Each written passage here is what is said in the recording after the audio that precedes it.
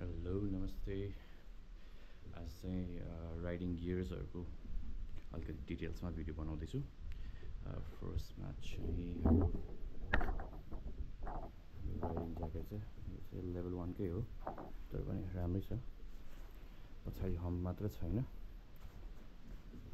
यो चाहिँ level 2को riding pant हो। यहाँ यतापट्टि चाहिँ नी प्याड हुन्छ।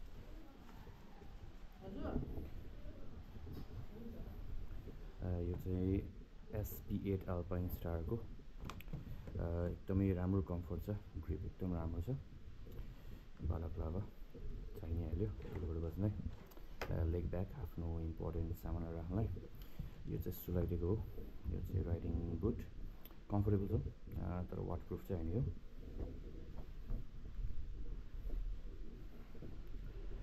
यो चाहिँ LS2 को स्ट्रिम 2 मोडल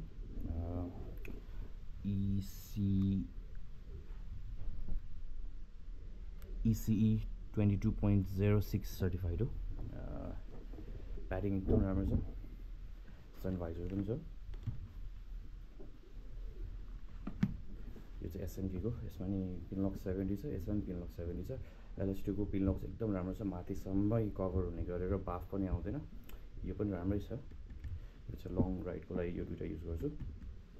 यो चाहिँ अब सर्ट राइडको लागि, डेली युजको लागि पनि युज गरेर हुन्छ। सो यसमा चाहिँ पिनलक 30 मात्र छ। सो हाइवेमा चाहिँ अलिकति त्यति इफेक्टिभ चाहिँ हुँदैन, बट सनभाइजर छ। र यसको डिसएडभान्टेज चाहिँ अलिकति हावा बढी छिर्छ। यसमा चाहिँ विन्ड ब्लास्ट अलिकति बढी हुन्छ यसमा चाहिँ। So thank you.